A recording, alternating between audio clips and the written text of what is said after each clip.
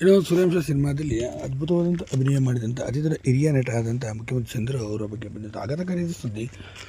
ಇದರ ಬಗ್ಗೆ ಸಂಪೂರ್ಣ ಮಾಹಿತಿಯನ್ನು ನಿಮಗೆ ಕೊಡ್ತೀನಿ. ಅದಕ್ಕೆ ಮುನ್ನ ಚಾನಲ್ ಸಬ್ಸ್ಕ್ರೈಬ್ ಮಾಡಿ ಸ್ನೇಹಿತರೆ. ಇನ್ನು ಚಿತ್ರರಂಗದಲ್ಲಿ ಅವರದೇ ಆದಂಥ ರೀತಿಯ ಛಾಪನ್ನು ಮೂಡಿಸಿ ಸುಮಾರು 500 ಅಧಿಕ ಸಿನಿಮಾಗಳಲ್ಲಿ ಅಭಿನಯಿಸಿದಂಥ ಮುಖ್ಯಮಂತ್ರಿ ಚಂದ್ರ ಅವರು SP ಸಂಕಲನ, ಭಾಗ್ಯದ ಬಾಗಿಲು, ತವರಿಗೆ ಬಾತಂಗಿ, ಸೂರ್ಯವಂಶ, ಶ್ರೀರಾಮಚಂದ್ರ ಹೀಗೆ ಸಾಕಷ್ಟು ಬ್ಲಾಕ್ ಬಸ್ಟರ್ ಸಿನಿಮಾಗಳನ್ನು ಕೊಟ್ಟಂಥ ಇವರು 2008ರಿಂದ ಯಾವ ಸಿನಿಮಾಗಳು ಅಷ್ಟಾಗಿ ಕಾಣಿಸ್ಕೊಳ್ಳಿಲ್ಲ. ನಮ್ಮನೆ ಯುವರಾಣಿ ಮತ್ತು ಮಂಗಳಗೌರಿ ಮದುವೆ, ಕನ್ನಡದ ಹೀಗೆ ಕೆಲವೊಂದು ಸೀರೆಗಳಲ್ಲಿ ಪ್ರಮುಖ ಪಾತ್ರಗಳಲ್ಲಿ ಗುರುತಿಸಿಕೊಂಡಿದ್ದು ಬಿಟ್ಟರೆ ಮತ್ತೆಲ್ಲೂ ಕೂಡ ಕಾಣಿಸ್ಕೊಳ್ಳಿಲ್ಲ ಅಂತ ಹೇಳ್ಬೋದು.